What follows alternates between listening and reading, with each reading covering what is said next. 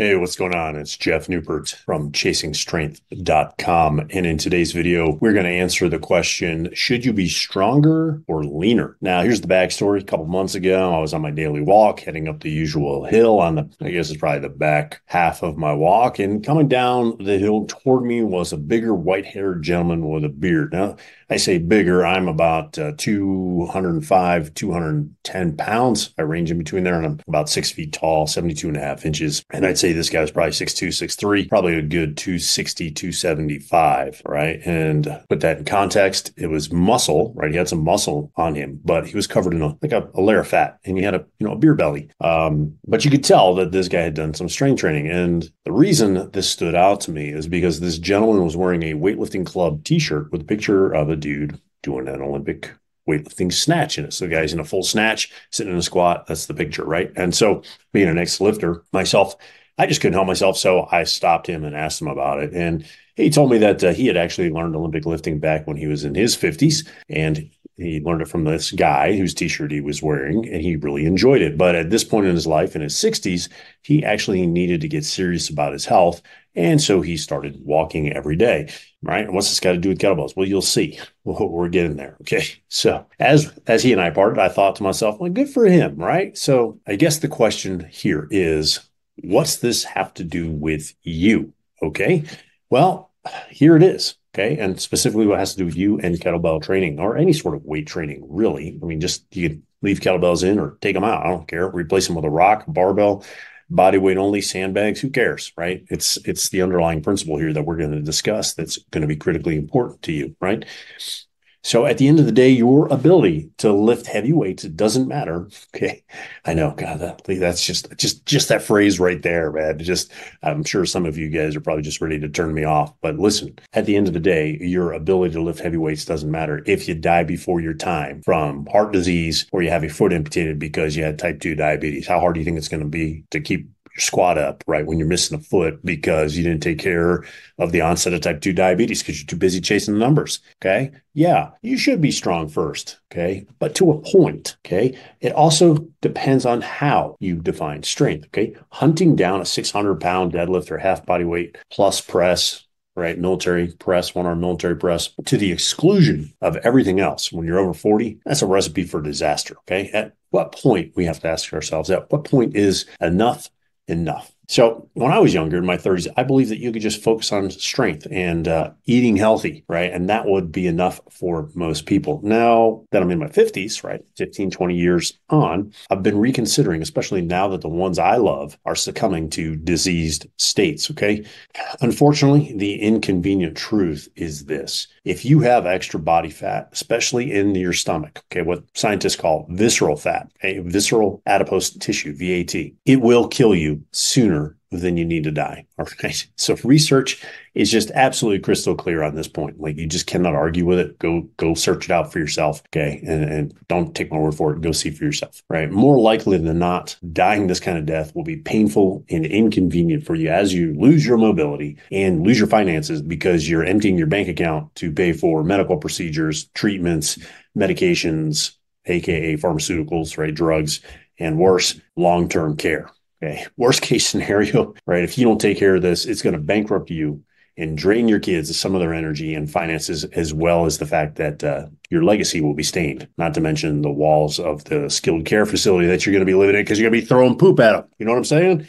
So anyway, little morbid humor there. But in all seriousness, if you really want to do everything you can to avoid this kind of bleak future that seems to be more common than not for most Americans. And I don't know about the rest of the West, Western Europe and Australia. I know Australia, my Australian friends, if you're watching this, I know being overweight and obesity, both of those are on the rise over there. They're not getting any better. So you're in the same boat as we are here in the States. If you want to avoid this kind of future, you want to avoid inconveniencing your family and staining your legacy, then I suggest you have a real deep look inside, a heart-to-heart talk with yourself, a come to Jesus moment, or whatever you want to call it, and do whatever you need to do to get rid of that extra body fat, specifically that VAT, that visceral adipose tissue, right? That stomach fat, that belly fat. Okay. Now I can hear you saying, if you're a subscriber or a watcher of this channel, if you're just a watcher, not a subscriber, man, do yourself a favor.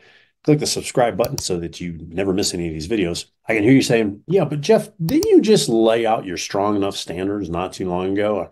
Are you now saying that those aren't important and that you have had a change of heart or a change of mind? No, not at all. That's not what I'm saying. If you notice on those strong enough standards, you have to have a high enough level of strength and conditioning to achieve those. 100 snatches with 32 kilos in 10 minutes is nothing to sneeze at, right? Many people I've talked to about those standards only focus on the clean and press and seem to forget about the snatches. Look, if you do enough snatches, any ballistics actually, you're going to get leaner, okay? Or at least leaner than you are now. I mean, you may not be, Joe shredded or Joe six-pack abs, but you will get significantly leaner. So the question you have to ask yourself is, how much is really enough? And the uncomfortable truth for many people is it's more than likely, or most likely actually, more than you're currently doing at this moment in time. Okay. Strong, well-conditioned people are usually lean or relatively lean too, and certainly leaner than the average person, especially here in the United States, considering the average person is now overweight or obese, right? So if we did a bell curve, the average about 71% of Americans fall into the overweight or obese category, which means 12.5% roughly, or 12.5 to 15% on either side. One side is morbidly obese, like 600-pound life type obese, and the other side is lean, healthy, and strong. So, do the best you can if you want to live a long, healthy life. Okay, to get in that 12.5, 15% on the left side of the curve, okay, left side of the bell curve. In this vein, I recently got an email from David as part of an email chain we were going back and forth on. We were making some modifications for him in one of my fat loss programs. And he said, I feel way stronger after focusing on get-ups, and that's important to me, but I don't feel much thinner. And that's important for health reasons, because at 54, that's what this really is about.